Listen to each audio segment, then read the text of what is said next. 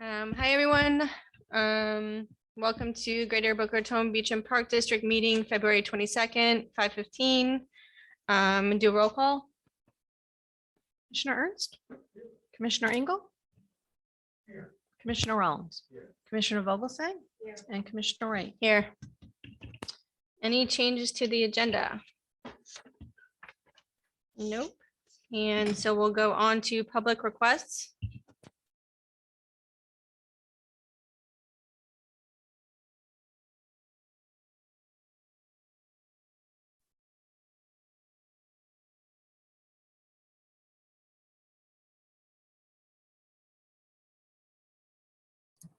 You mean the one button that's on here? Greg Galanis, 1780 Southwest 22nd Ave. Good evening. As you guys, most of you guys know, I'm president of the Boca Golf Association, and I presently run the men's golf league at the new Boca Raton Golf and Racket Club. I only had a few brief comments tonight. I actually have to leave. I've got another commitment, but first and foremost, I wanted to thank Aaron and Brianne this week. We did a tour of our new golf course to show them what facilities and what capacity that we have. And Susie did the same tour last week. Make the same offer to anybody who would like to see it. The important thing to understand is how grossly inadequate it is for our seniors, our aging population, and most importantly, our youth golfers. And my purpose for being here my purpose for being here over the last going on 5 years is to lobby for a quality short course, driving range, practice area, and teaching and learning center. It's nice that we had Red Reef, that's a pitch and putt golf course, which is at capacity. There's no parking, there's no practice area, there's no golf carts, and every tee time is sold out. The new golf course, which is in the midst of a soft launch, they haven't even promoted it yet. They are doing 200 rounds a day, which is over 90% capacity. Estimates from the general manager are nearly 70% of the play are non-city residents for a number of reasons. But at the same time, again, our youth golfers, our seniors, and our aging population have a very, very difficult time with this golf course. And what better opportunity to invest in the Boca Chica property, knowing that monies are going to be difficult to find with all of the recreation items that are on your radar.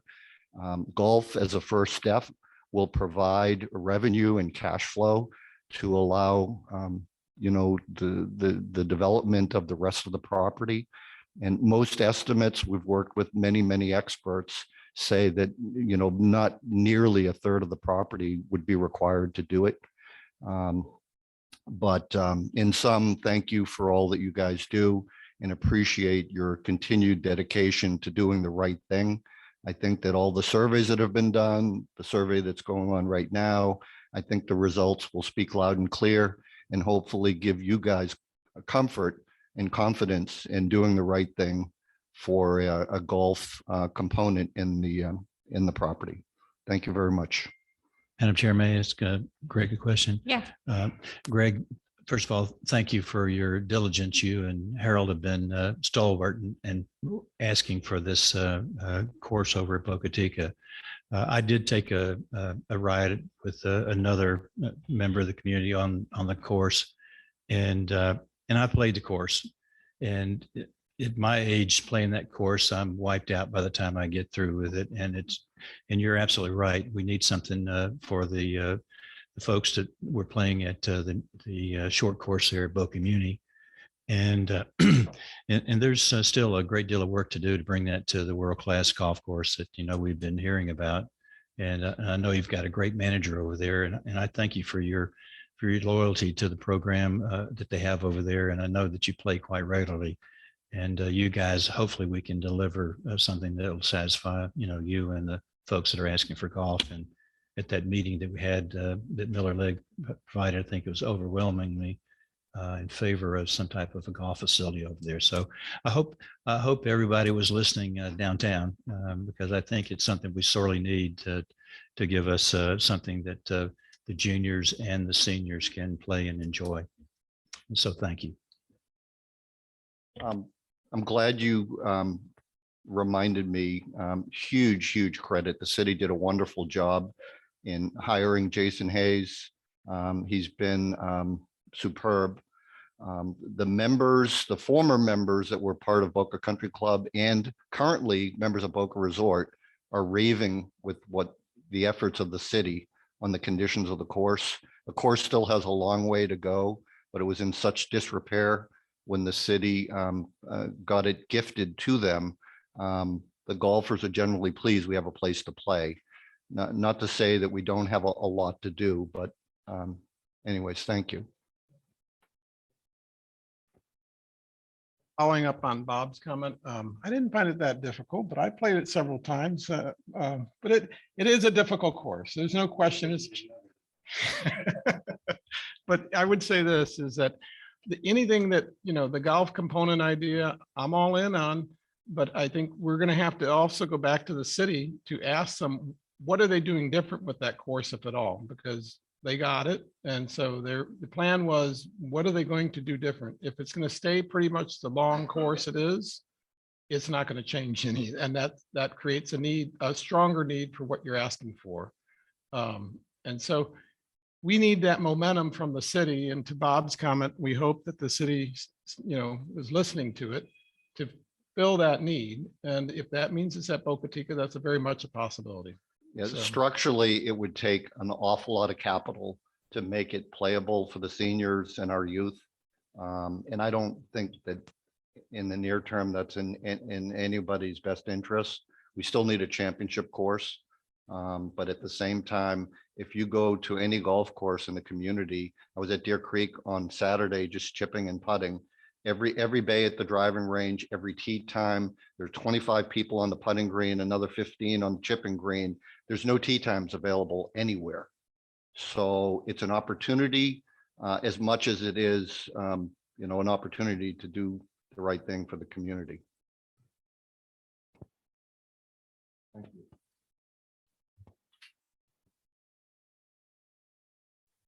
All right, good evening. Tom Thayer here, 4821 North Dixie Highway in Boca Raton.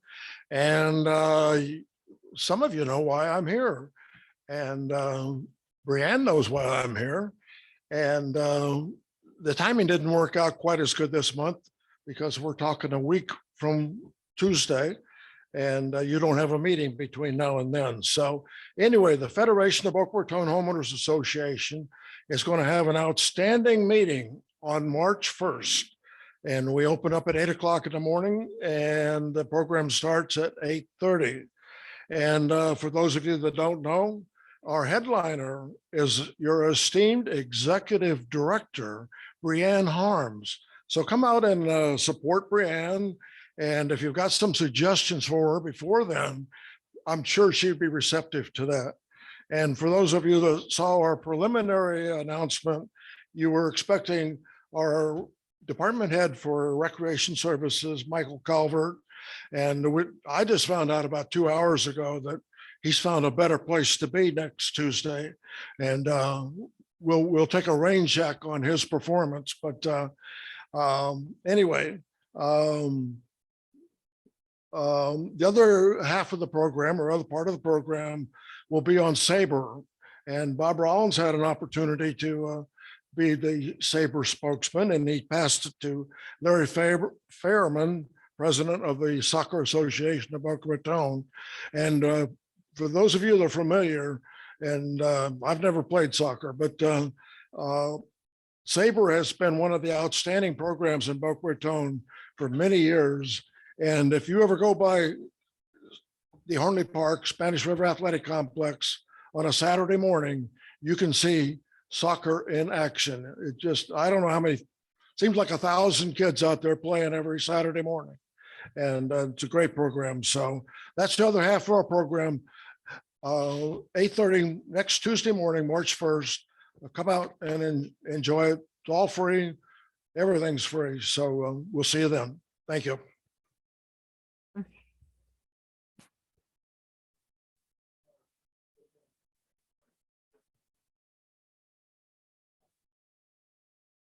My name is Harold Chaffee. I'm the president of, 6200 Northwest Second Avenue. I'm the president of Keep Golf in Boca. I just want to thank the Beach and Parks for basically holding the vision meeting with Miller Gregg. I thought it was a very well attended meeting. They brought a lot of information to the table. I wish that they would. I'm still waiting to see what the statistical survey that they sent out, what the results would be. And I guess they mailed it out, and I thought they did it with homing pigeons or something, because they got very little. It's just taking so long to get all information back.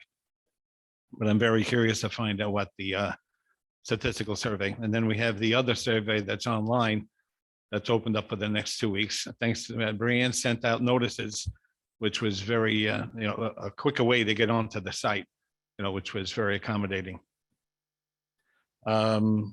I have to concur with everything that Greg Gannis said. He's a avid golfer. I don't play golf. My kids play golf, and so do my grandkids, but he's much more knowledgeable than I am about golf. So I wish that everybody would just pay attention to him and we get this thing over with. The other thing too is that we have Miller Lake, and we're basically holding all these meetings about what we're going to do. And finally, sooner or later, we're going to finalize something. Do you have anything in the budget to basically do this project? You should be thinking ahead rather than just waiting till we get a conclusion and get some drawings and know what direction we're going to go in, and then try to get the money or something to start the project. I don't know whether you have any. I know that I really don't know what's in the budget, as far as this project, but there should be something to collect a few pennies for it, whatever it takes. Anyway. All right. Thank you very much. It's good to see all you people.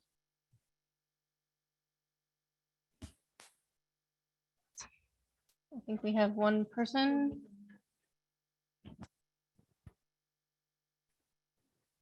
Hello, Mr. Duquette. You may unmute yourself. Please state your name and address. You have 5 minutes. Hello, Robert Duquette, 5351 Control Spirit Terrace. Great to see everybody, and glad to see everybody staying healthy. And again, as you all know, I've been a very big advocate of golf. 27 holes was my preference when this all started. Unfortunately, with the city's acquisition of the nearby Boca Country Club property, and based upon the past joint meetings that you have, it's very unrealistic to be thinking that golf will be approved by the city council. Furthermore, Here, Robert, can you hear me? yes, I can hear you. You're very muffled. Is there something you can do to? Let me try turning this on. See. You're still very muffled. We can't understand a word.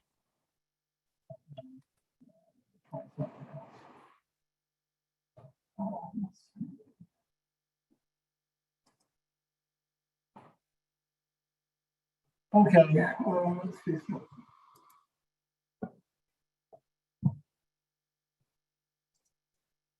No, I guess.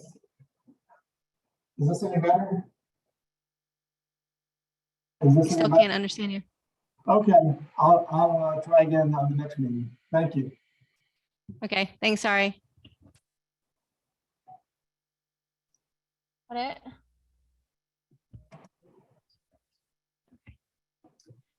So that closes public requests, and we'll do the approval of the minutes of the previous board meeting from February 7th. Move to approve. Any discussion? Joanne? Commissioner Ernst? Commissioner Engel? Commissioner Rollins? Yes. Commissioner Vogelsang? Commissioner Wright? Motion passes. Okay, so first order of regular business is the presentation of the maintenance facility at T. William Park.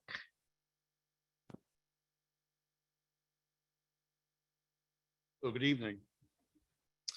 My name is Mike Dyko. I'm the city's capital improvement manager. So I certainly appreciate the opportunity to address the board this evening and present this project to you, the Conestoga Hornley Maintenance and Operation Building. The overall intent of this job is to provide a proper maintenance area for Conestoga Hornley Park, space for recreation services and beautification personnel. The project includes administration and employee areas. Yep. Okay. The project includes administration and employee areas, equipment and material storage areas as well. What I would like to do is break the presentation up into 3 parts. The first, I'd like to provide some basic project information. And then I will ask the architect, Abbas Zakria, to step in and present the overall project plan. And then finally, we'll open up the floor for any questions.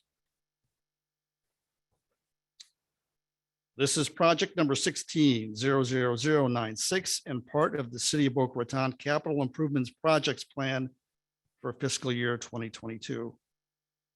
The Municipal Services team presented the same plan to the Parks and Recreation Board on February 1st of this month and received unanimous approval. The Parks and Recreation Board functions in the capacity of the city's zoning board for park projects. So we don't ever go back to city council for approval. Once they approve the site plan, then we move forward. The estimated cost of this job is $6.3 million with a budget of $6.75 million. And that you can find that in the CIP.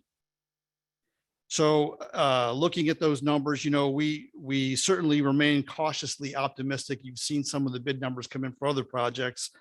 And like I say, we remain cautiously optimistic that we're in the correct price range. That said, like I said, it's been very unpredictable and based on certain uncertainties in the market with respect to availability of materials, lead times on material and labor.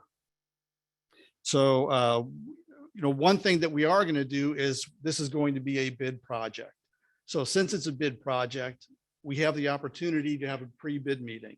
So we bring the bidders in, they can ask any questions that they like, and hopefully we take some of those uncertainties out of the mix and make them more comfortable with looking at the job. Keep in mind that if the bid exceeds the project budget, we are not obligated to issue the job.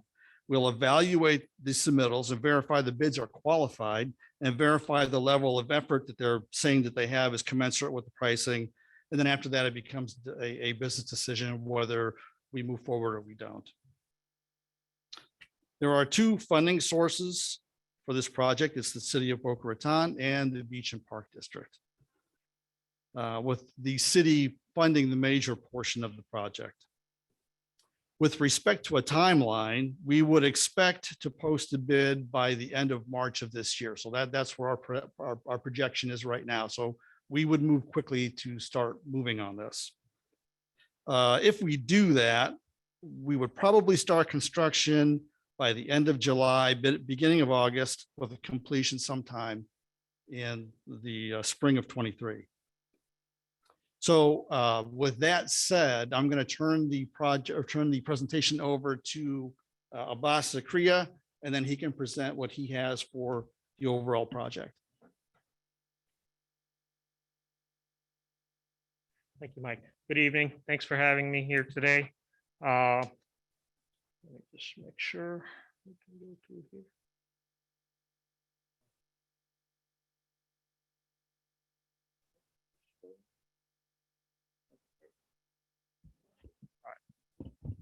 So what we have is we have a park facility that does not have a maintenance building currently at all, right? So we went through a needs assessment phase on the project.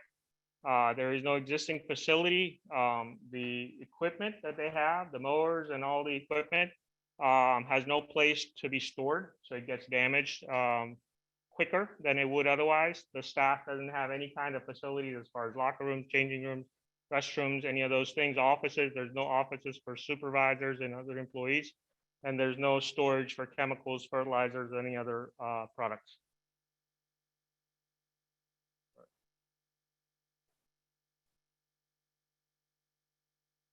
Okay, so the design criteria for the project, we have 57 employees assigned to this facility, maintenance staff and athletics. The building will have employees' restrooms and locker rooms, mechanic bays and for parks maintenance and athletics, office for administrators and supervisors, assignment rooms, and for lunch and training, interior storage for equipment parts, covered storage for the larger equipment outside, mechanical IT spaces, and we have designed the building with flexibility and future in mind. So this is the breakdown as far as the staffing. There's 57 total staff. 40 are funded by the city, 17 funded by the district. They include mechanics, groundskeepers, maintenance, irrigation supervisors, administrators, and arborists. Total project budget, like Mike said, is $6,750,000. So initially, this building, the city has a standard where metal buildings are typically not allowed. So one of the ways we were able to value engineer the project was to suggest a metal building, and to be able to get that approved, we showed that there would be no negative impact to the neighborhood with this facility being constructed. And we did sightline studies that showed that you wouldn't be able to see the building from the street. This is the project site plan. You've got an existing park there. Substation, and it's for Boulevard.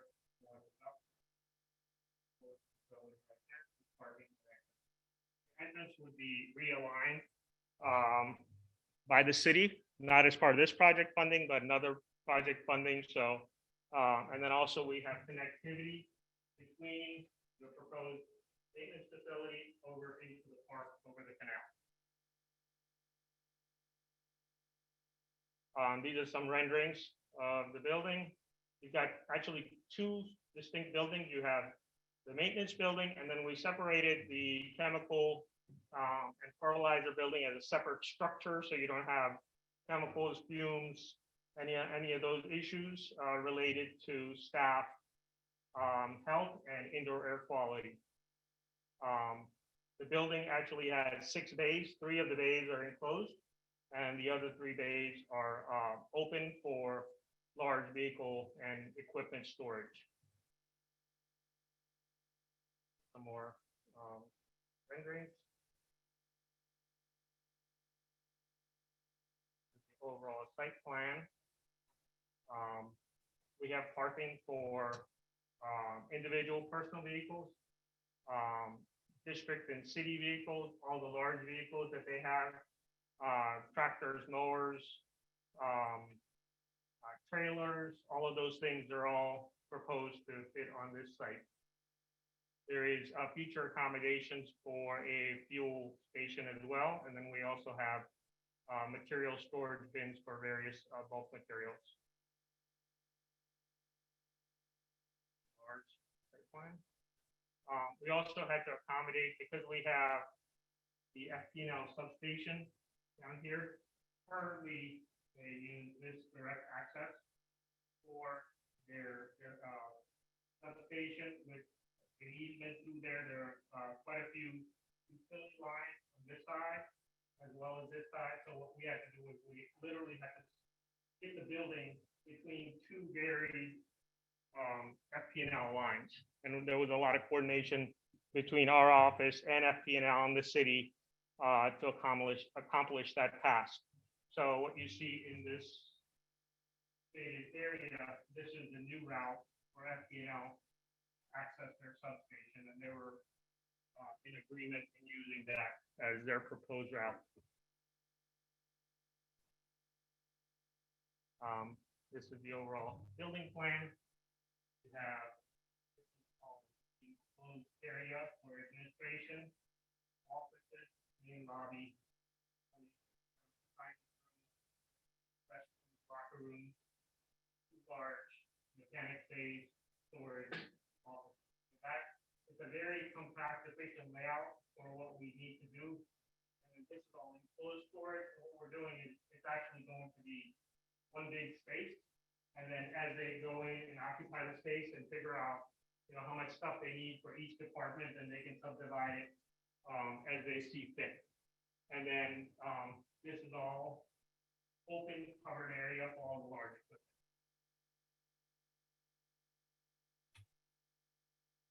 This is the fertilizer and chemical storage building. Again, separated from the main building. Elevations.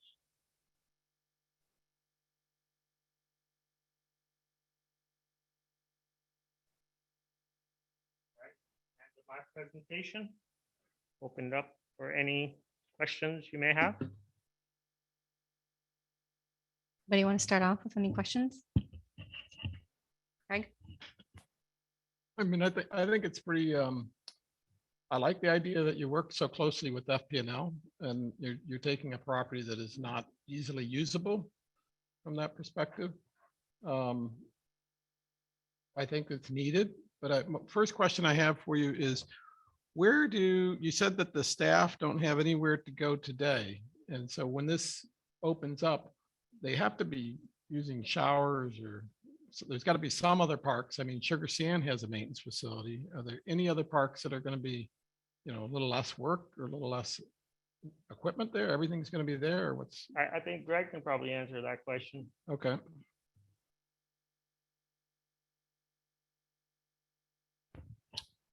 Good afternoon, Madam Chair, Commissioners. As far as the facility here, right now, we do have it at Countess de Hornley. We do use storage containers, and there is, I guess you call it, was originally supposed to be one of the press box buildings. As far as showers, there are no on-site showers, that type of thing. Any equipment we have is either stored across the street at the city's, the previous IBM fertilizer site. There's some items stored there at Countess de Hornley. But again, we don't have any permanent as far as storage for the equipment, nothing covered, and there's no permanent storage for either fertilizer or chemicals. You have to bring the fertilizer in, put it out within the same day or so because we can't store it long-term on site. And so but the equipment, it's not going to relieve equipment at Patch Reef or any other locations. It's all kind of a green new space. That's correct. This is for Countess de Hornley itself, and would be moving, as you saw, the 57 positions or whatnot. It's moving a number of other positions from rec services, from our municipal services site, as well as from staff we have currently parking over at Hillsborough, Rio, and some other sites. Okay, and the showers, there's no showers at Patch Reef or I guess Sugar Sand that they're using or anything like that. The showers at Patch Reef and Sugar Sand are used by the crews that work there. So the folks here again are from Countess de Hornley and the city parks. So they do not use those showers at those sites. Okay. I mean, the only comment I have on the financial side of it is we have it budgeted, and my fear is that it could come in more. I mean, that is kind of an unknown right now when you're going out to bid with a big project. But, from a district perspective, we're not the giant gorilla that the city is. And so we can allocate an amount and agree upon that, but that's it. If it's something else later, that's a different ballgame, but I'm okay. That's it. Madam Chair, if I may. Sir, if you can just state your full name and your title. Oh, sure. I apologize. I wouldn't work with everybody for so long. I forget that. Greg Stevens, the Recreation Services Superintendent. I oversee parks maintenance, ball fields, beautification, cemetery mausoleum. Thank you. Just again, as you know, for the record, we always got to say it every time. Apologize. Greg, I have a question for you. You said there's going to be some positions moving from municipal services to this facility. So, but municipal services is still going to stay as municipal services. Like nothing's happening with that complex over there with replacing it with this complex here. Right. Well, the city this has been dubbed or named, at least in the CIP, for a number of years as the Beautification Ops Countess de Hornley Maintenance Facility. As the cities continue to grow in other areas between parks and beautification, we're outgrowing our facilities at other locations as well. So the plan here, I think the initial inception, we looked at a maintenance facility just for the park back when the park was built. facility was then cut out of the construction of phase one. And after that point, we've come back, the plan has been to build a facility here that would house both our staff from other sites and from County Hornley itself. Okay, so this facility is not just going to house just the Hornley maintenance. They're gonna be working off into other parks as well. It's not just. That's correct. That's partly when you see the 70-30 split, but also the number of positions, the BPD had 17 positions, and here in the city had 40. Mhm. So again, those 40 positions are not from County Hornley. Right, okay. Yeah, with regard to costs, I know costs for raw materials, et cetera, are kind of volatile right now. What are you seeing? What effect are you seeing on your current purchases, on current projects? Are vendors trying to hold the line? Are they passing on costs? And how would this affect ongoing costs at the Hornley? Good afternoon, Madam Chair and Commissioners. Zach Beer, Municipal Services Director with the City of Boca Raton. And that's a challenging answer for that question, but we've seen that it's manageable. You know, there's always a bunch of different variables when you put a job out to bid, be it time, cost, quality, and that project management triangle to try and navigate that. But we've seen there has been some percentage increases, and there's been challenges in supply chain. But as we've gone through the process to design the project, we've kept that in mind every step of the way as we've coordinated with the executive director. And so a perfect example being when this was before you originally on the CIP, if you notice, it was considered to be a construction manager at risk. So as part of our job in the department, it's to evaluate that procurement process. And as we reevaluated it, we've decided that a bid was a better way to go. So city staff is going to be managing that in-house. They have a lot going on, but we've had that internally, and it's something that we think we're going to be able to do. And so right there, you're taking a significant percentage off of the construction manager management fee, which is, I think there's definitely pros and cons with that. But to try and hedge against some of those challenges that we've seen in the market, we've been very careful about elements that are in the project. And I could add several. If you have other questions about value engineering, I could identify those. I'd be happy to. Just to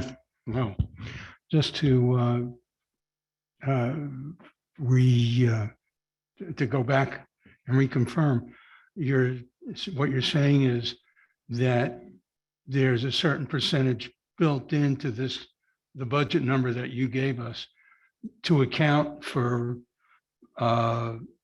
increases in goods and services over the period of the bid. Well, I said that very carefully because there's a lot of caveats. One being, as through the value engineering and the materials we've selected, we've tried to keep the price down as much as possible to hit that number exactly of what the bids are going to come in. I can't, you never know until it goes out to market. Now, at the same time, if we're talking about what's in there from a terms of the contingency, I think that has come out up in the past. And we're seeing those challenges on other projects where standing before you as a professional engineer and a career person who builds things, I can't advise you to go forward or participate in a city project without putting contingency into a job. It just, there are real detriments to a project and losses as you get into it. And if a contractor stops a job to have a debate on who's going to pay, there are real, costs. There's demobilization costs, time and materials, not to mention full stop. You can have deliveries that get delayed. So the anticipated budget is still in the realm that staff feels comfortable that it makes sense to move forward and go out to bid. But then at that time, we can evaluate what the budget comes in. And again, when you're looking at 30% split and the 70% split, the city is on the other side for 70%. So if there's increases in budget, we're going to have to evaluate that as well. Yeah, no, I understand that we're all going to suffer if there are increases. But as Commissioner Ernst iterated, we don't have endless pockets. So if we end up with, instead of a $6.75 million budget, we end up at 9 or 10 million, that 30% is going to affect us, or the increase is going to affect us proportionately more, I think, than it will affect the city, because by the nature of our budget, other things are going to have to suffer. Or we're going to have to pull from contingency funds, and there are really, there's money there, but not a whole lot. So that's my biggest concern, is the current environment and how that's going to affect the cost of this project.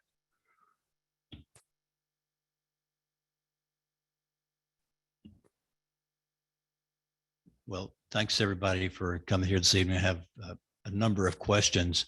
I'm not going to get into the cost figure because everybody's done that, except to say that we've already postponed one project because of cost overruns. And that was a tower that came in at an egregiously excess of what we had budgeted. I'm in the insurance business, and we do replacement cost estimates constantly on the projects that we insure. Recent projects that we had two buildings, one insured for 5 million, the other for 10. The replacement cost estimate came in on the 5 million at 8 million, and on the $10 million project at 16 million. So I'm expecting that we're going to see something of that nature. So my question is, would you cut back on some of the project in order to make the budget? All I can say is this, with each evaluation, I think it has been helpful to go through the process, maybe as a ramp, as unfortunate as that was. Obviously, we'll reevaluate that at some point in the future. But once the bid comes in, we'll assess the qualified bidders and then evaluate from our in-house professionals what the line items have come in at and just where the bid stands. So I can't give a definitive answer as to what the market is going to say for the price of those materials. The thing that I can say is this is a very straightforward building with as much trimmed out as across the board from the architectural perspective, engineering and construction is able to be trimmed. So I think that's. Would you still be going forward with the same design if we weren't participating in it? Yes. Okay. A couple of questions.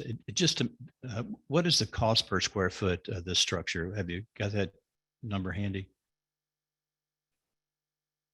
So we have three distinct pieces. We have the main building, right? We have the smaller building, and we have the parking lot. So what you're looking at as a combined cost, the main building is about 24,000 square feet. The smaller building is about 1,500 square feet. So you look at, those two buildings combined, you're looking at around 25,000 square feet thereabouts, plus the site work. So I would say you're probably 200, 215 a square foot for the building cost. And then you've got some site costs on top. And that's why we felt that the $6.75 million number was a good budget. As far as our estimate, we were at 6.3 million. So there's a little bit of buffer between our, estimated cost, budget cost versus proposed construction cost. So there is a little bit of leeway there. With market conditions, we won't know till we go out to bid. But we think we're in the ballpark. We have been also, since this is a metal structure and the metal prices have been going up all through 2021, we've been in touch with the metal building suppliers and adjusting our budget for the building, which is the main component of this project, to reflect the current pricing. Thank you. I'm not sure who can answer this, whether Greg or Mr. Dyko can answer.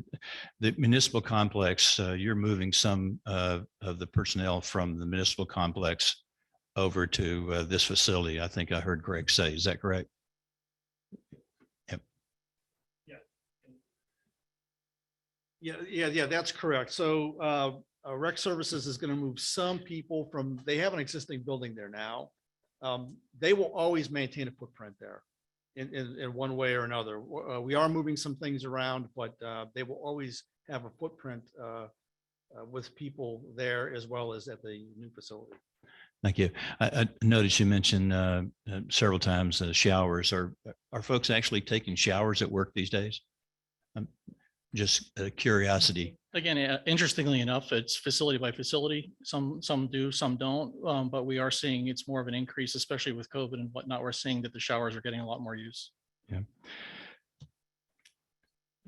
The other question, and I'm asked this, I want to get a clarification. If for some reason this cost overrun was significant and you had to postpone the project, how would that affect the development of phase two? And how does the phase two development of that park work into this concept? Is that going to accommodate phase two with the size that you have here, or is there going to involve another opportunity for capital improvements there?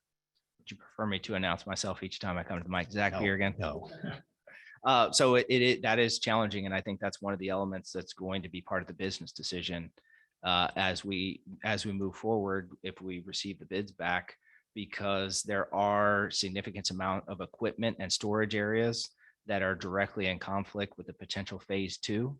So a maintenance facility over on this portion, which obviously it could potentially be usable, but I would say as you look at the overall master plan of Countess de Hornley Park, the maintenance facility in this location, which is something that we considered through Abbas, who's been around reviewing things, that maintenance facility and location opens up the rest of Countess de Hornley to be able to roll into phase two. So the short answer is I think there's other elements that would have to be evaluated of what did the cost come back in and how would that impact some of those future decisions on Countess de Hornley phase two. Yeah, it just seemed to me that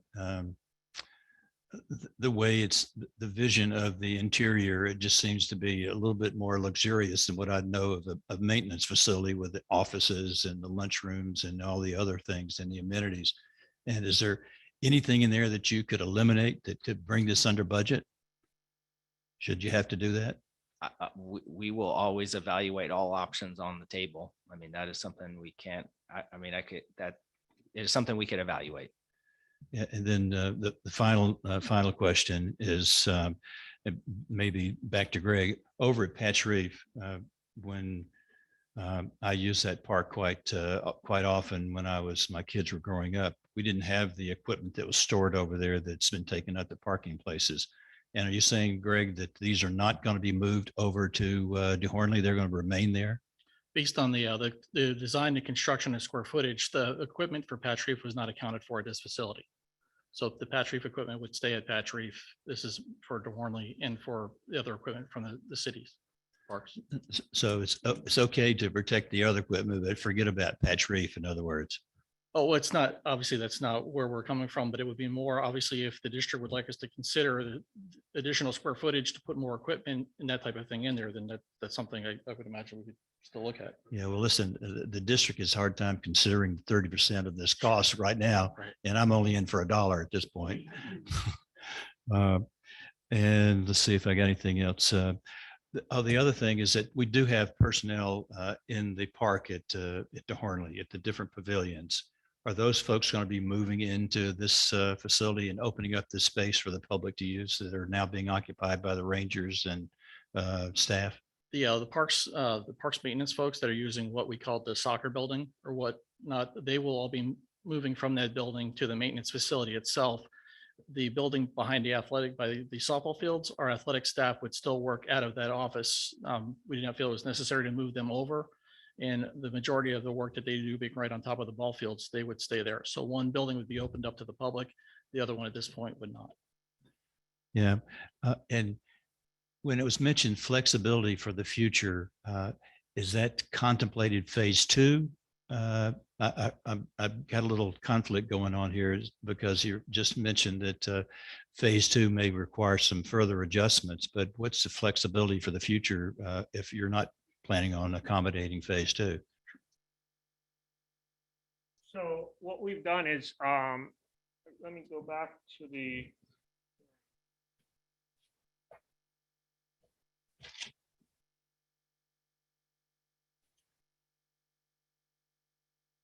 So you have a few options. Okay, so you have a few options. Right now, this is all exterior open storage. this is all interior storage for, but this is all open space. So for example, if you had, based on page 2, you had additional staff that you needed to bring in. You have an option of, enlarging, let's say you have 10 additional people that need to go into the assignment room. Typically, the way they work is in the morning, they'll go to the assignment room, get assignments, and then move out. And then, so for that purpose, this can also be training, so you can enlarge those spaces within the building footprint. So you're not building a whole new building. Same thing with the exterior. So you can add pieces to this building that will allow you to grow without having to build, entire building. So that's where the flexibility comes in. I think, this building will definitely serve you for the next 20, 30, 40 years as it's designed. I'm writing that down. Well, the other question too, at Hornley, there's equipment out there right now, Greg, down the southwest part of that, that's going to be moved in. Yes, the equipment at Hornley would all be moved. Okay, into so this facility. when we get our equipment list from you every year, we're not going to see on there because it's being kept out in the open. We're going to have to replace it sooner. We're not going to have that happen. We'll have to change our standard format on that write-up. Yes, sir. Okay, all right. Yeah, I appreciate these questions. A lot of these questions, if we'd been brought into this a little bit earlier, we might have been able to avoid this Q&A here. But I have mixed emotions about the size and the scope of the project. To be quite honest with you, as I've said all along, is that I think it's for the costs that we're looking at. I'm really concerned that we're going to come in at a budget. And the other question I have, and maybe this is something for our legal staff to answer, is that in the future, when we have air conditioning needs or other maintenance issues, are we responsible for those? Do you know? Madam Chair. Thank you. Looking at the actual contract in the ILA, it talks about facilities maintenance under item C, and it says that the district shall assume full and complete financial responsibility for the payment of all maintenance costs and expenses at the facilities and as being a defined term within the agreement. But wasn't facility defined as the actual rectangular in the ball fields rather than just the capital improvements? I thought, there's a different word for capital improvements and facilities, I thought. What it says here, it says that the operation and maintenance of improvements completed on the property are all considered facilities. All right. So what happens when we have a hurricane, Greg? I don't know what's the city's situation there as far as damage and repairs to the structure. Every structure is going to have a windstorm deductible. Is that something that would be passed upon us to repair subject to the deductible? I would think that based on the percentage of the building that we would share the cost for any repairs down the road for a hurricane or any such. Okay, you're on the record right now, Greg. I'll pick up my paycheck on Friday. Okay, well, I'm sure you'll be okay. I just finally in closing, sorry for all these questions, but they've been accumulating over a period of time. I would like to see us ultimately have some type of facility over there. This is not the first time that I think the first time we talked about this was probably 10 years ago. And we've kind of grown into it, but to my associates here, we're concerned about the cost because we didn't sell a municipal golf course, so we don't have $60 million sitting in the bank that we can help you out with.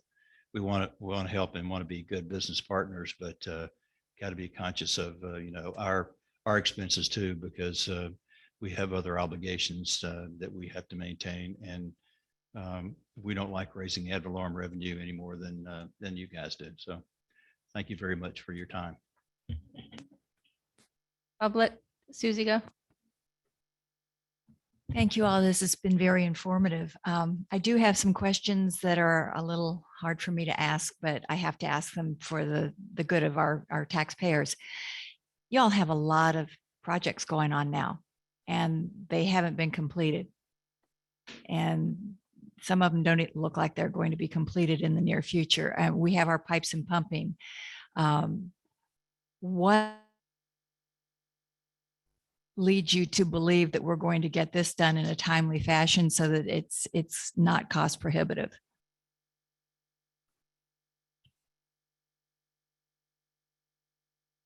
I won't divert to the pipes and pump project. I mean, I can provide you the update that the contractor has been out reviewing to mobilize and has been completing their submittals, and that job remains on schedule. So I have confidence that job will continue forward. And then for this job, it's moving forward in design plans, moving out, going to bid. And I don't see any reason why the schedule should be impacted to get that out and receive bids to move forward with this job. What is your obligation to accept a bid? The city does not have an obligation to accept bids. I mean, for any reason in our city's procurement code, the city can reject a bid if it's determined that Okay. we don't want to move forward with it. And being that the Beach and Park District is a partner in the process, the city would have a conversation just like the Gumbo Limo Ramp project prior to making that decision. And has delaying the project until we see what the supply chain is about and the costs involved as far as materials, has that even been entertained? We had anticipated that someone might ask that question, and I won't get into a macroeconomic discussion about how we're going to forecast things, but I can say with historical precedent, I haven't seen things get cheaper. So staff has identified that there are certain market challenges, but they're not. The project needs are still within the realm of budget and what we're looking to achieve. So it's from staff's perspective, it still makes sense to move forward with the project. And then you mentioned a fuel storage area.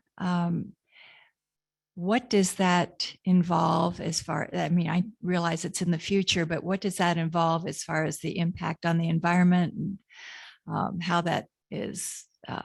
So as for me, I can answer that one. For many items, we have fuel needs. And so if it's designed properly, there won't be any environmental impact as far as it's stored in an appropriate vessel and maintained with a containment site. It was, as I understand it, is not currently part of the project of potentially a later phase. It was identified the needs of the maintenance area, but running through a few of the value engineering items to make sure we identify them on the record. We took out fencing from the full perimeter of the project site, even though that's a city standard.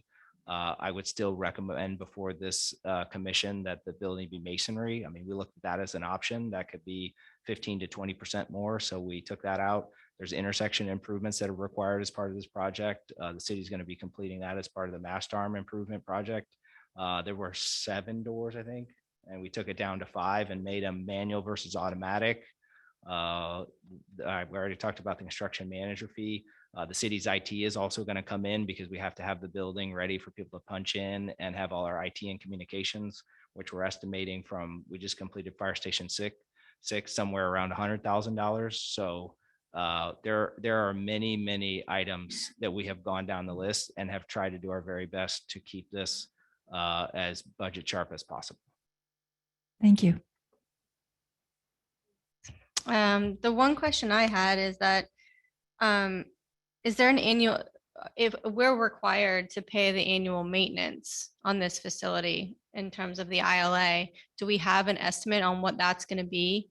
And then in the future, if there is a fuel station added, the annual maintenance on that. So I'm just curious because if we're responsible for the annual maintenance on this facility, it would be really good to know what that is going to be. So what I would like to say with the fuel facility, we're not looking, I don't think that Rec Services is looking for a full fuel facility like you would see at municipal services. Most likely, we have a couple of fire stations that we do have additional fuel. We're looking at another one now. That fuel would probably be like 1,000 or 1,500 gallon concrete tank, double tanked, that has containment. So, we would be talking something build wise, $60,000-$70,000. It's not a huge expense. But there probably would be some minor expenses for upkeep, but I don't anticipate it would be that costly. We're responsible for the annual maintenance of this facility as well. I do not know your cost. Michael, would you, I don't, Greg, do you know what your? That's something that I would want to know before approving this. And I mean, in terms of the cost of it, if we're concerned about prices going up, it is an option for us to say, we've reserved $2,025,000 for this project. That's what we're willing to put towards this project, whether it goes up or whether it goes down. Or if it goes down, it'll go down for us as well. If it goes up, we're willing to put in $2,025,000. That is an option for us as well that we can discuss. So that, Aaron, if that's, if that's something that legally, according to ILA, that we have that prerogatives, the annual maintenance cost is certainly a concern. I didn't read that into the ILA. If that's what you're saying, we're responsible for any and all maintenance of that facility. right, so that's the discussion that I've had with the attorneys earlier today, is that according to this ILA, which is along with some of the other ILAs that we have, obviously it's a little disappointing. It's not in favor of the district at all. And according to that, it says that we are responsible 100% for the maintenance of this facility. So I think that's something that's really important to know before approving this at all. So that's something that we would. You reminded me of a question I failed to ask. We're talking about the build out of the project, the hard structure. What about the interior and the furnishings and fixtures? Is that something the city is going to have 100% in on, or is that something we're also participating in that? As far as you're saying the FF&E inside the fixtures, we'll be moving as much as we can from other locations here. And then as far as that would be a shared cost for the building as well. It's like looking down a rabbit hole, as far as the future goes in our budgetary cost. And we're going to have to be looking at some serious discussion at our annual meeting on our budget. So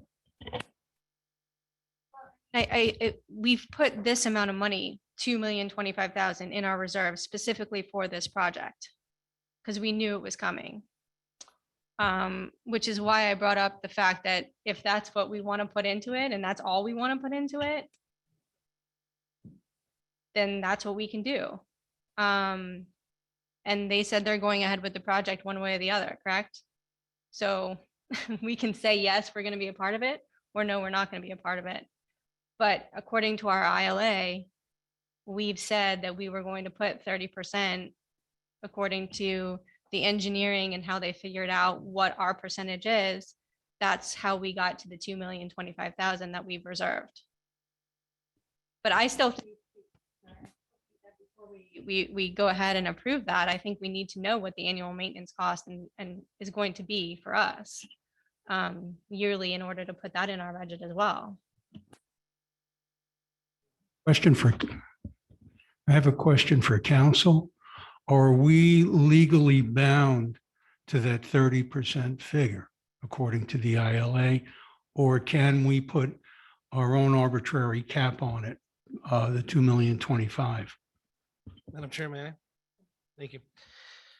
Taking a look at the ILA, what it says here is that the district agrees that it shall be responsible for proportional share of the allocation of the total capital costs at the time when said capital improvements are made by the city. As far as the infrastructure cost shall be calculated by the city using prudent engineering principles. That is the language that is in there as far as what the calculation is, understanding that back when this was signed in 2011, that might have been, operationally reasonable at that time, given the genesis of the relationships between the city, the board, as well as the operative changes in law, that's the language that we have now, which may not be as clear as it once was. So in effect, we might not be responsible for anymore. The proportion, even though we're talking about 70-30, the proportion of our share of this project really is still negotiable. Am I correct? As far as the 70-30 that's being presented by the city, it appears that from the presentation is based on the allocation of employees. The contract basically calls for prudent engineering principles, whether that is a prudent engineering principle or not, as far as how that cost was derived. That's not something that I'm going to be able to legally speak for the prudent engineering principles, but as far as looking for backup as to that the 70-30 does fall under that, that would be a question that you're able to ask. So what we're looking at here is we're asking questions that in turn generate a lot of other questions. And in our quest to get some kind of certainty, whatever that may be in terms of the cost for this project and ongoing maintenance, we're probably worse than what we started at. Well, as far as, of course, worse or positions, I would always leave that up to, the board as to what position you're in, but asking the questions are always reasonable. And so the board is fully aware and has all the information that it needs before making a decision.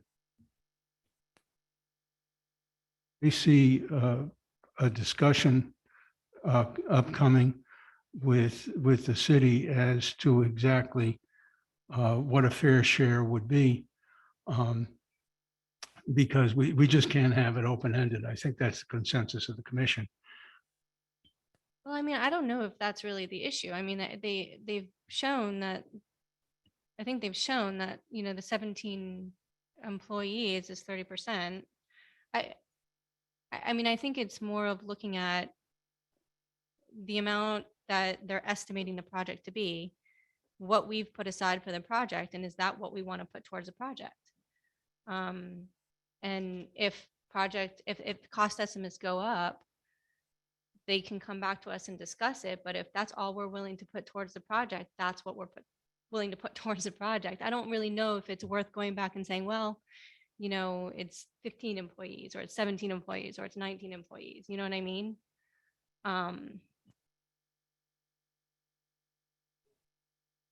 There's I mean, we're playing with numbers here. I mean, whether it's 28% or 30% or 27%. But my concern is we need to attach some kind of certainty to what our investment is going to be. And I don't know if I speak for the other members of the commission, but for my part, I think we need to put a cap at 2.025. And, if there's a necessity for further funding, that has to be addressed separately.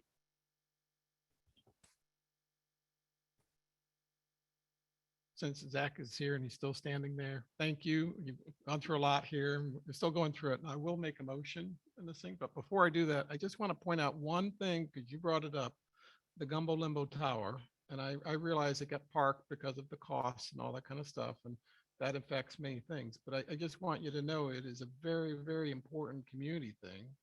And in the time that we spent, the 4 years working on this tower, my understanding is there's a Wall Springs, Pinellas County tower that opened.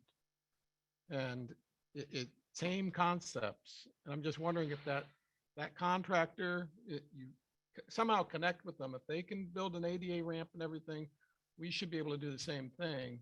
And it is a very unique project. So I understand the challenges, but I really would like that to be a priority to keep moving on it. And I realize you're going to come back in the spring and re-estimate it, but look at all the other options out there. It's just a comment. So, but thank you for what you're doing on this stuff. Okay. Thank you. And the reason I came back up is just a note for the record of, if the question was, is the city moving forward with the project without BPD participation in the maintenance facility?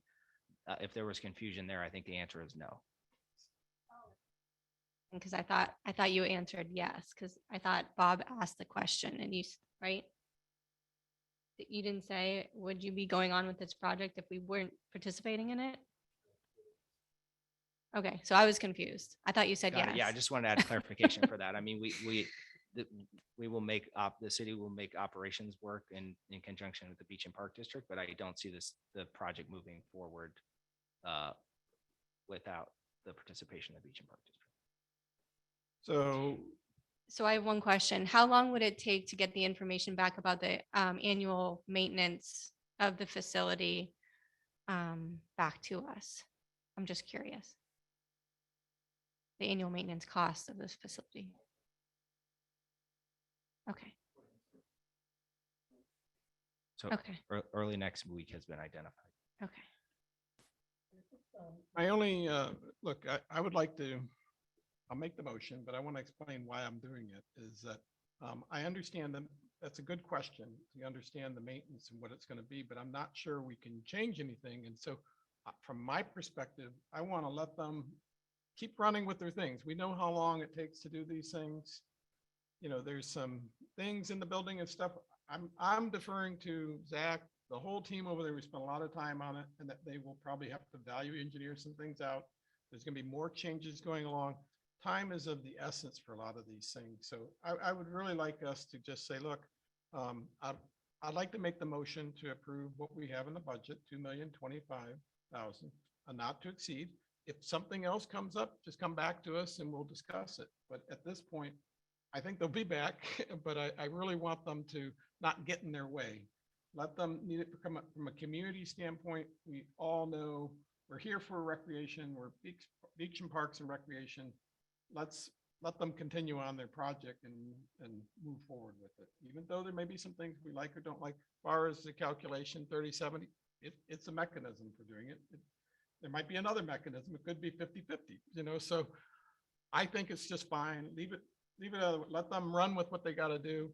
And that way Zach can spend more time on the Gumbo Limbo Tower. So my motion is to approve it, not to exceed it, $2,025,000. Okay. Do we have a second? I'll second with the proviso that maintenance costs are addressed separately from this, and this is strictly approval of a construction budget. Well, I mean, so in terms of the discussion, I still would want to know before approving to give money to build it, how much it's going to cost us annually. And if the city is in fact expecting us to pay for the annual maintenance of this facility, because to me, it's still, I mean, it's in the ILA, but I would like to know that if this is going to be in our budget, I want to know how much it's going to be in our budget. And how, you know, if it's going to be 250,000, it's going to be 500,000, whatever it's going to be. I would like to know how much it's going to be before we approve the $2 million to build the facility. In that case, then maybe we should table this until we have those numbers.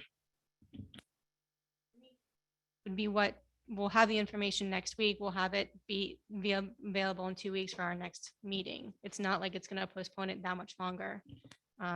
So that's my opinion.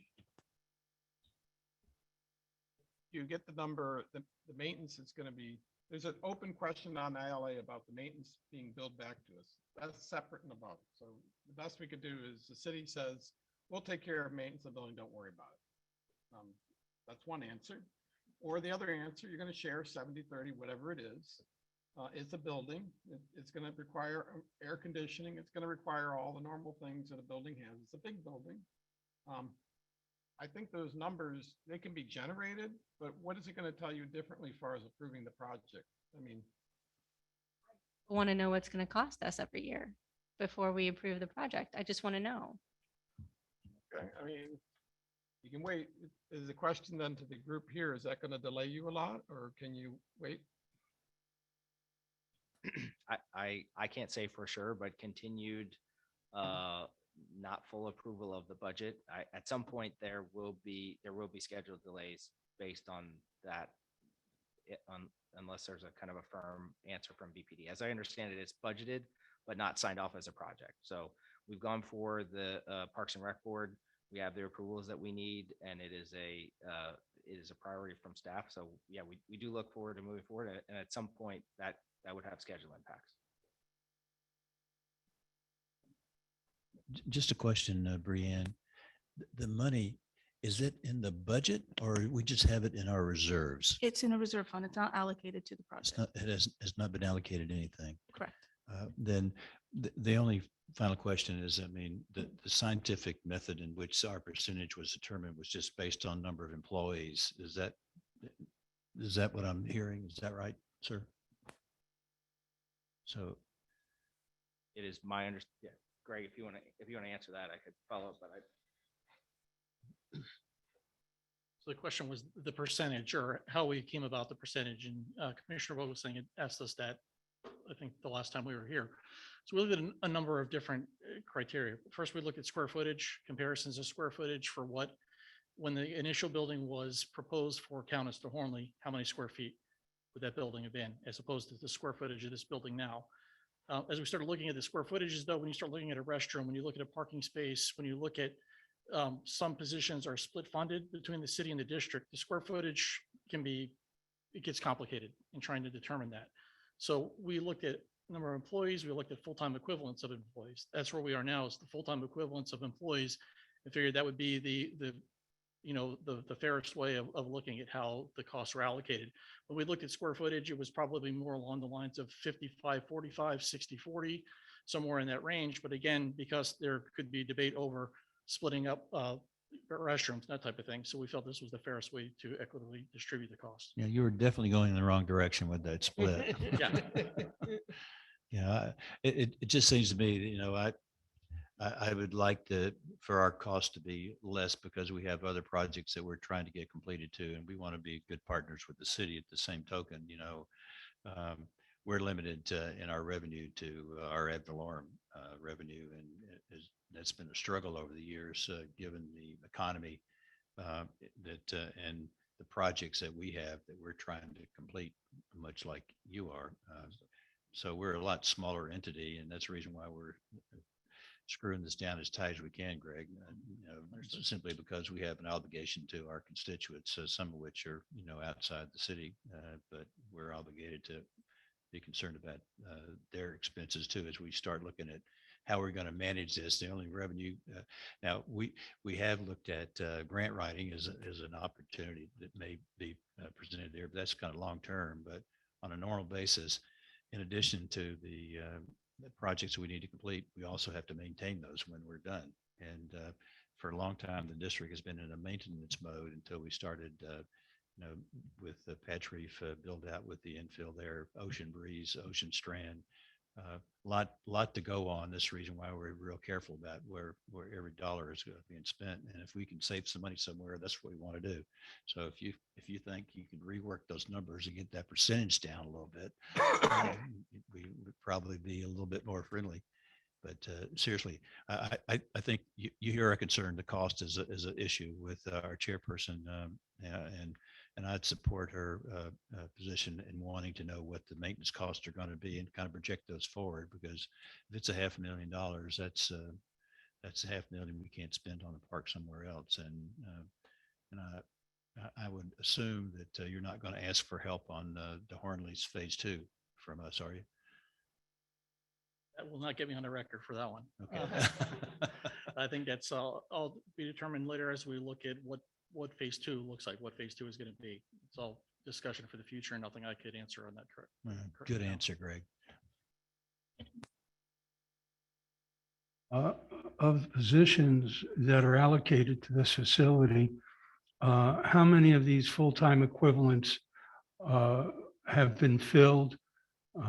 And if there are any vacant, how long have they been vacant? I think the vast majority of positions are currently filled and have been filled. We do have one irrigation supervisor position that's been vacant for a couple of months, but we just completed interviews last week and we're looking to fill that. So the vast majority, at least of the supervisory staff, has been filled. With some of the groundskeeper positions, we do have some turnover there. So some of those positions do rotate. So most are filled, some have been open, and some have opened depending on variable times because there's a large number of groundskeepers to work at this facility. But all of those positions, even if they're vacant, you're actively pursuing prospects for filling them. Yes. Okay, thanks. So, look, I think the general consensus is favorable, love it if it was less expensive, but given that I made the motion, I'd like to table it. It's only 13 days away to give an estimate of what the ongoing annual maintenance will be. If we could just get that kind of as an estimate, that will satisfy your question. We meet, the next meeting will be at top of the agenda, and we'll be a good partner. Okay, we'll participate in it. We just got to get that part. Just need some more information on, information for our budget in terms of annual maintenance of the building. I assume it's going to be a metal roof that will last quite a long time. If we're responsible for AC replacement, things like that, you know what I mean? So I think it's just good to know going in, because our ILA is very vague, if we're responsible for 100% of that maintenance, or is the city going to pick up 50% of it? We still don't know. So I think for our budget purposes, I think it's important. What is the maintenance and what's the allocation to the district going forward? And when we get those, we'll do that. Now, what Erin didn't mention was she said everything should be electric vehicles. And so we don't understand why there's a fuel tank out there, but just food for thought. Okay. Thank you. And you need some solar panels on the roof.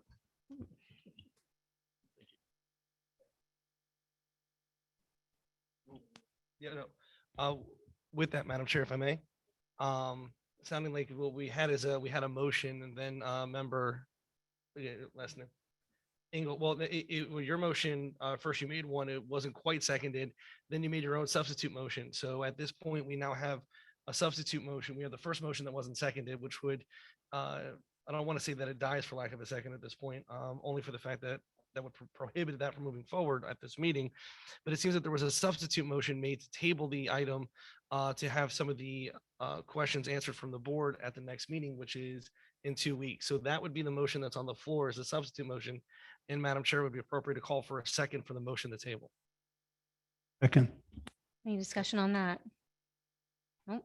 Roll call on that one. Basically, the motion that is on the floor that has been made and seconded is a motion to table this item to the next meeting, which is, what is the date for that? Ms. Harms?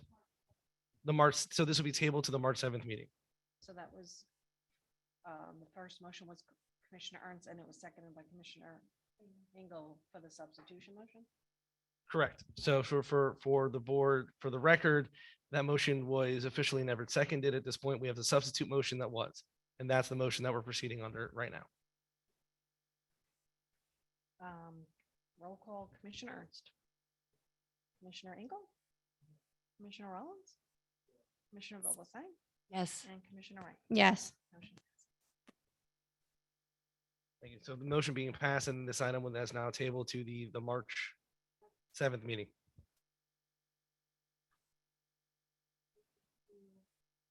That came from the city. We really appreciate it. Thank you. Okay, so number 2 on regular business is the Ocean Strand AmeriCorps Builders Change Order number 10.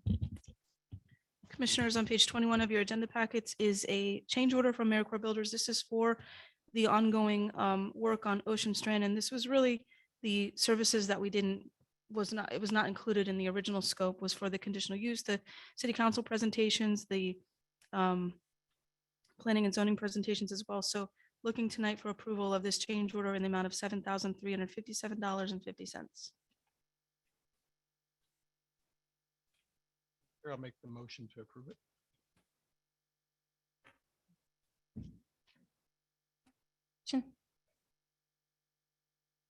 Missing something here. I see 2,470, and I see 3337. Is there another invoice that I missed? There's the AmeriCorps is the 1550. Okay. Thank you. Ernst? Commissioner Engel? Commissioner Rollins? Commissioner Vogelsang? Yes. And Commissioner Wright? Yes. Motion passes. Right.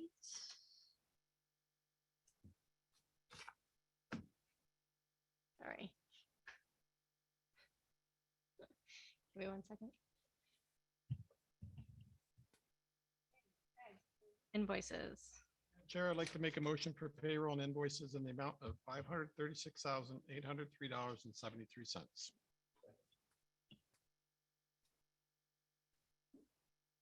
Joanne? Commissioner Ernst? Commissioner Engel? Commissioner Rollins? Commissioner Vogelsang? Yes. And Commissioner Wright? Motion passes. Okay, reports and discussion items. Legal, you have anything today? No, it's a pleasure to be here. Thank you all for having me. Jake and Sam said their best and deepest apologies. They couldn't be here. Thank you. And Brian? Just a few things. I wanted to update everybody on the recycling discussion that we had at our last meeting. I want to thank Michael for coordinating a meeting with himself and municipal services. Got a little education on the Four Oceans program. It's basically a pilot program that's being tested at the oceanfront parks right now. And the city staff is going to look at the cost to add that to the Ocean Strand for their operation of that park. And we'll have time to evaluate the program and look at ways to incorporate recycling into our other parks after that has been looked at and examined, and we'll take a closer look at other opportunities in our parks. The kickoff meeting was held for the Patch Reef Tennis and Pickleball renovations, and they're finalizing that timeline. So we'll have that within the next couple of weeks. For Swim and Racket Center, the renovations, the 50% drawings are complete. So that is moving along. As far as Boca Chica, I want to, Mr. Chaffee's gone, but yes, we do have money allocated for improvements at Boca Chica as part of our ongoing plan for that moving forward. We had the visioning workshop last on February 9th. We had over 200 participants online and in person, which was a great turnout. We are working on scheduling the next meeting, and right now we're looking at a June 1st date for that meeting. Tentatively scheduled at the Maple Room again, but Michael is working on another possible location in the city that can hold more people. So we'll stay, keep everybody posted on that. But this is just a tentative thing right now, and hopefully it works out. The website that is live and linked to our website, mybocaparks.org, has a link to the open survey as well as a video link to the visioning workshop if anybody wants to sit through the workshop again and see the fun as it unfolded. And Mr. Thayer was here. He stole my thunder about the Federation of Homeowners meeting, but I will be there, and I will try to entertain people as well as Mr. Calvert can do. And then I have future agenda items. The Utility Services is going to do a presentation regarding Ocean Strand. We also will have the YMCA agreement, and then the DeHornley Park discussion has been moved to that as well. And that is all I have. Susie, want to go first? Okay, one thing I didn't mention at the last meeting was that Brienne and our social media person did a really nice work up on Top Soccer, and I was able to get it out to all of our families and our volunteers, and they were very impressed. So we thank you. The issue that I brought up about the Woodlands bathroom, Greg and Kevin were very quick to fix everything, and it was much improved after we had our discussion. So that's very much appreciated. The interest that golf has generated in the Ocean Breeze property is, you know, as Greg said, it's really overwhelming. And what can we do to fast track this a little bit so that we're losing money every day by not putting something out there like a driving range that could generate some funds for us. We know we need something.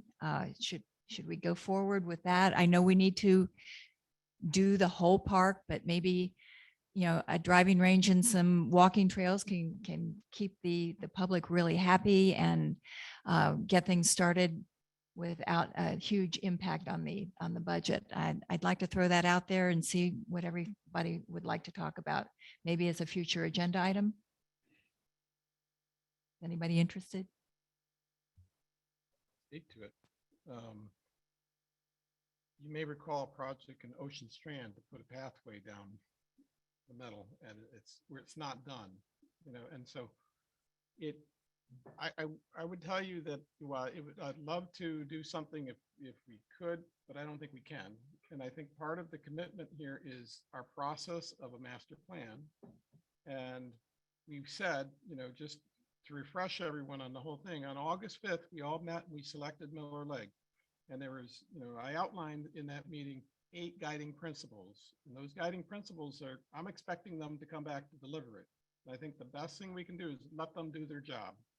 I don't want to influence what they're doing. They can see what the community is saying, what's going on. And, part of those 8 guiding principles, top of the list is highest quality, best services. Just a reminder, seek financially sustainable uses, alternatives. Okay. Golf could be part of that, but don't know. Statistical survey to support it district wide, 2 to 3 community meetings. I'm a little disappointed that we're talking about a June 1st meeting when we just had one. I want another meeting, get this over with. I would like it downtown. I'd like different locations, get other people's feedback. To me, that's important. But these are all components of the whole thing to develop the master plan. That is, I hope, the other ones are identify vehicle access points and parking, seek a grant, community partnerships, a public partnership, public-private partnerships. Those are very viable, very good, and we're looking for something in the future. Can golf be a component of it? Absolutely. I'm not adverse to it, but what is it going to be? I don't see a driving range in the middle of houses with nets or anything like that. So I don't know where it's going to go and how it's going to work, but there are other, I'm sure, interested parties like the hotel, site should be some kind of revenue center, but it was before and it can be again. It's a matter of who and what's going to go in there. I have no idea. I want to let the folks at Miller Lake continue on their path. We're not that far away. They're going to come back with a lot of different options, and we're going to have people come to us, different parties who for those public-private partnerships. And what will that entail? It could be soccer, it could be tennis, it could be other things that will support everything.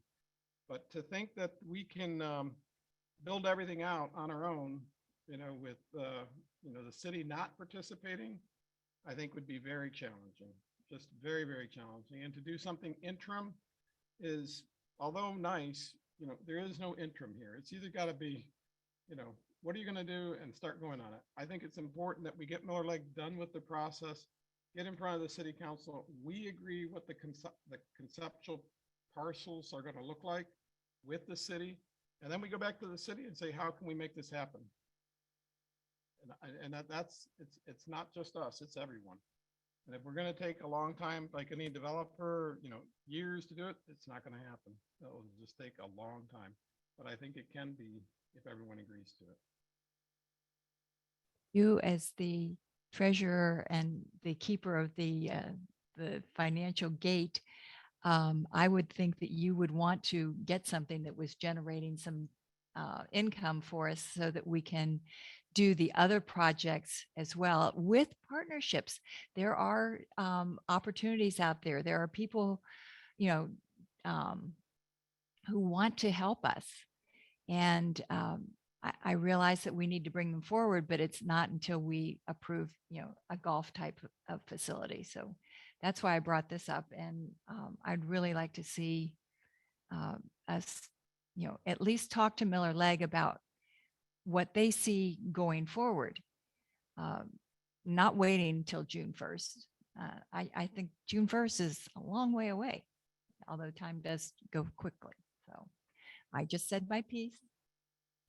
I think Miller Lake is still in their information gathering stage. That's why we're having another public meeting.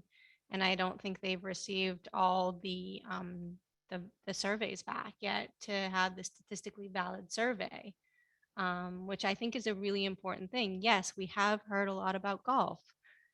That's all we've heard because there's the only people that really are paying attention to this. And I think the survey will come back and it will show some other things, because I think at that meeting there were some younger family type people there, and they said, they would like some family things there. So I think jumping the gun and saying, yes, we're definitely going to do golf and we need to put a driving range there right now just to make a few bucks is not really, doesn't align with the process that we're trying to do, from my opinion. I just wanted to clarify the June 1st meeting won't be the same visioning workshop that we just had. It's going to be like a preliminary look at all the information that's been gathered. The surveys will be closed out. The visioning workshop and all the participation that we had on the walls, all that data is going to be collected and put into a preliminary plan. These are the things that we want to put out there, because by October, November, you're going to have your final master plan at that point. But that's a chance for the public to see what was generated, what all this information came back as, and this is what we're looking at. And obviously you all will have a chance to see that beforehand, but that's what the June 1st, just to clarify what that was. Anybody else on that, Steve or Bob? No, I'm in agreement with Commissioner Ernst.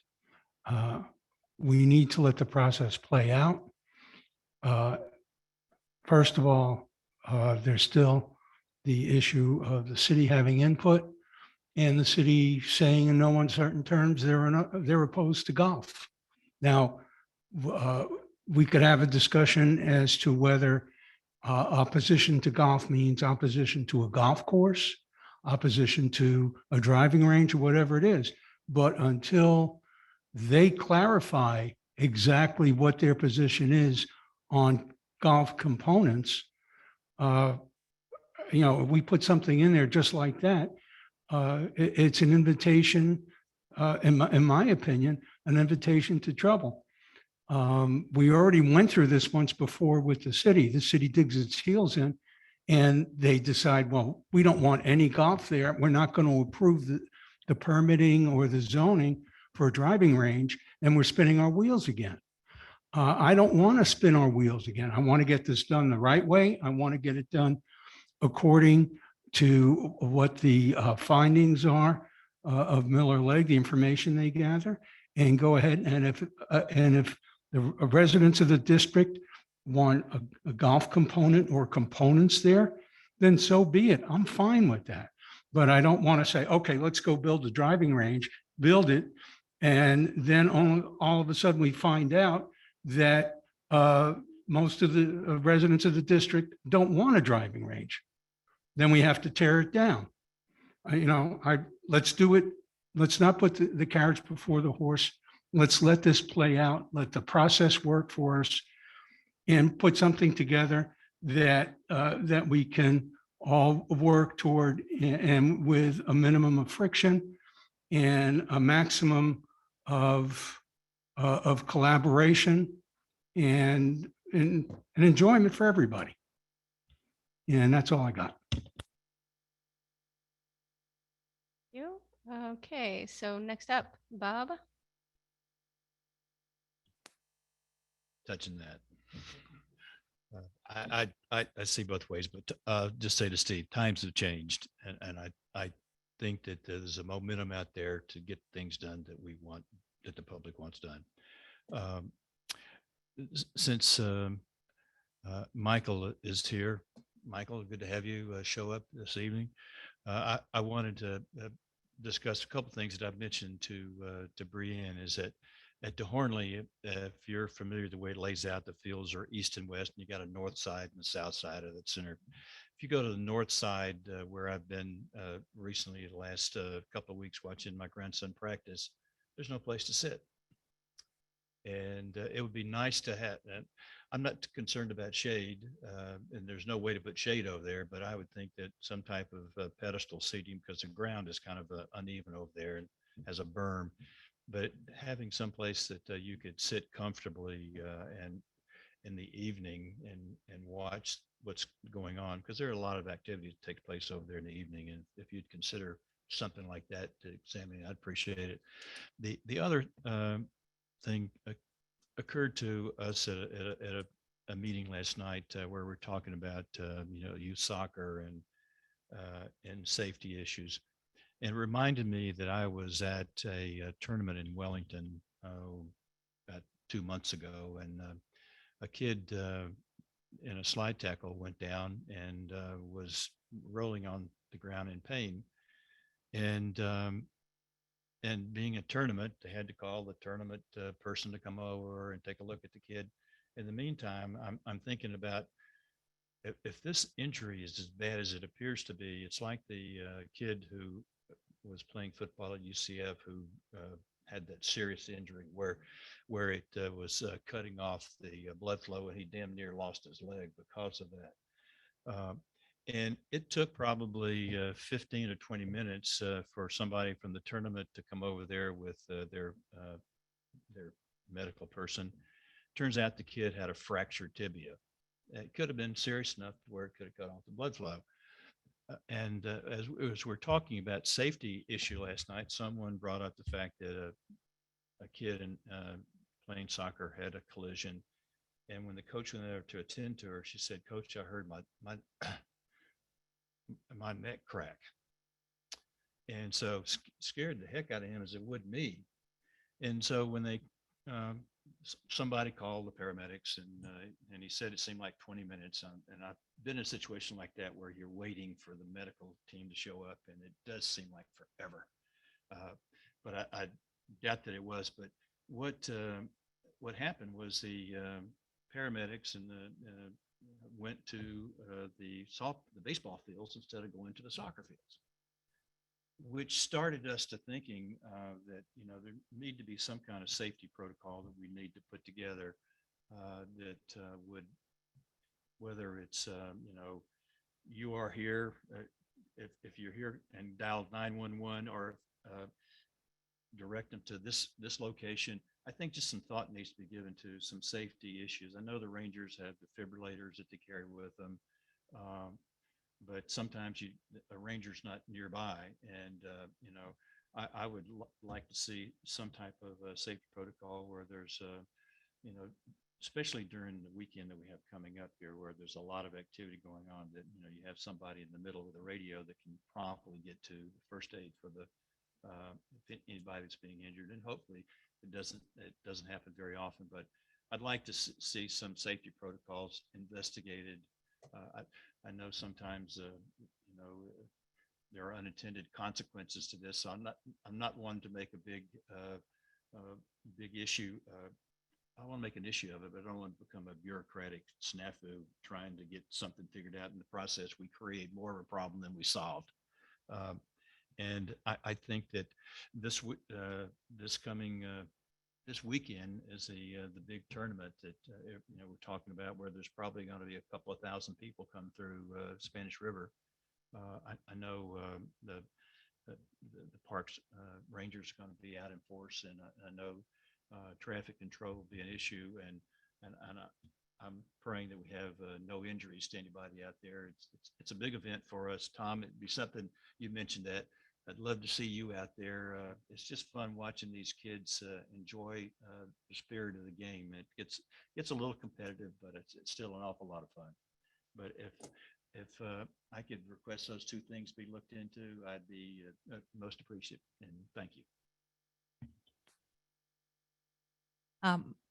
Michael, how are the Rangers trained? I know John, if I asked John, he would get this, but I'd really like to know how they're trained, because they are very kind and they come to our park too when we have an event. Good afternoon, commissioners, or good evening. Michael Calvert, your Parks and Recreation Services Director. A couple of things, Commissioner Ernst. I will get with our risk manager tomorrow, as well as our fire chief. I have a very good relationship with the fire department. I can't guarantee you that we'll have fully written procedures in 3 days, but I can tell you that our team members will be out there and we'll do everything we can to provide a safe and accommodating environment for all the players and spectators this weekend. As to your question, Commissioner Vogel saying, we do a number of different trainings. I actually went through the Rangers, went with the Rangers a few weeks ago, did CPR, first aid, and AED training. John walks them through a number of trainings on customer service. Recently, we've done more trainings with our Rangers about how you approach people and handle issues with our new confetti and plastic and balloon ordinance. So we try to work with our Rangers and try to educate them that they are public ambassadors. I would define them more as public ambassadors than law enforcement. We do not take the place of police or fire or EMS. However, we're there to lend a helping hand and make sure everyone has a good time at your parks and our parks. Excellent. I can't complain. I just wanted to know if they were, CPR trained. So you answered that. Thank you very much. Yeah, it was a great opportunity. I sat with, I think, 12 other rangers, and we were doing a pilot program. It took about 5 hours. I was happy to be with them, and we all got trained on CPR, first aid, AED. It was put on by our aquatic staff, 2 of those which worked right downstairs. And now we are all trained for the next 2 years, I believe. I think going back to Mr. Rollins' comment, as a parent on a soccer field, I understand the concern, and I have no doubt that they will do that. But what I think part of the solution is clearly labeling every field, very, very visibly labeling it. Because if you go even to Gladesville, which is an FAU field, they would be better served by saying, here are the 6 fields. And so everyone knows where the hell they're going, because no one knows where they're going. When they get out there, you look for things. You look for markers. So no, I'm talking about just FAU. I mean, but it's not ours, but it applies to everything we do. If you're in a building, you have room numbers. So that you can tell a paramedic we're in room, whatever it is. If the bigger the building, the more room numbers. So to me, even if you're out at Patch Reef or out at the beach, you have no idea in the parking lot what lifeguard station you're at.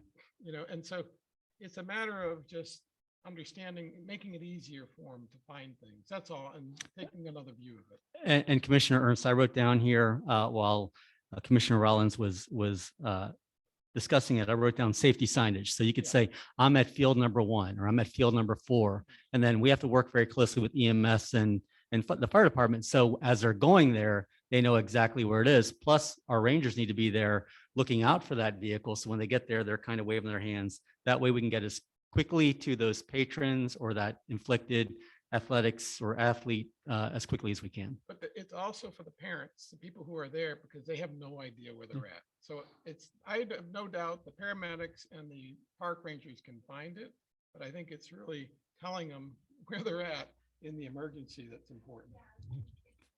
Parent is calling that's unfamiliar with the fields. They're calling 911 and talking to dispatch, who then has to communicate with the drivers of the fire department. So I think that's, Yeah, what I envisioned was a sign delineating where you are. It says you are here, the number 1, but also indicating the layout of the fields there. You've got north 1 and 2 and south 1 and 2. And so, because not only parents, but grandparents often show up and they have no idea. And so we just want to make it a safe experience. We don't want to have any, and very seldom do we have any issues, but when they do happen, you want to make sure that you get immediate medical attention to avoid something that develops into something more serious. It reminds me of the great pickleball tournament that you all hosted a few weeks ago. And I was talking with one of the tournament organizers and he said, oh yeah, go over to court 12 and watch the game. And so is over there. And I went right to field, right to court 12. So yeah, we'll label it as best we can. We'll have the little maps up. So not only are our visitors from out of town that are coming to play know where to find it, but also EMS and fire as well. Consistency, so it all looks uniform, but from the city, the district, everything consistent and big, so your 2-step parse is the entry part of it, as Bob described, but then once you're there, anyone should be able to see I'm on field 1, visibly. Understood. So, but thank you. As long as you're here, one last thing, is any way we can get a beach volleyball nets set up? Is there any progress or someone looking into it? I have had numerous conversations with a few people, with Greg and his team that kind of assess the beaches every day and clean it. I've talked with Whitney Crowder, who holds our license over at Gumbo Limbo, as we're getting very close to March 1st, which is turtle season, which actually we just found our first turtle nest on Boca Beaches this morning. And I've also talked with Clint Tracy, who's our ocean rescue chief. We have a couple places identified. We're looking into it. We're waiting to hear a little bit back from the state to determine if we're better off putting it up after turtle season or if there are ways that we can install it during turtle season, and how we would react when we do have those turtles that we find right in the middle of the court. One more thing about, you can't really do like permanent field signage though, because when you have tournaments and things like that, you have different age groups with different size fields, so they change all the time, really, right? So it's hard to do like permanent field signage for field numbers, I think. I've got complete confidence in Mr. Calvert working that out. Yeah, but and it, I mean, you could just simply designate quadrants, you know, and right. And then when the tournaments take place, we typically will put out you know, there's somebody there with a layout that directs people because for the smaller, when you're dealing with the younger kids, you know, you're breaking down in smaller fields. But and the fortunate part about it, they're not the ones that are getting injured. Usually it's the bigger kids who are a little bit more reckless. But Michael, thank you very much for making that happen. Appreciate it. So you're all done, Bob, with your, okay, Craig, you up? Nothing? Steve? We adjourn.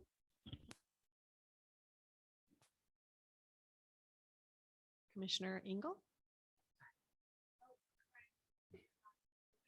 Items, I know we've already gone over them, but utility services presentation, YMC agreement, and the maintenance facility again after we find out more information. So We'll start over. Commissioner Ernst? Commissioner Engel? Commissioner Rollins? Yes. Commissioner Vogelsay? Yes. And Commissioner White?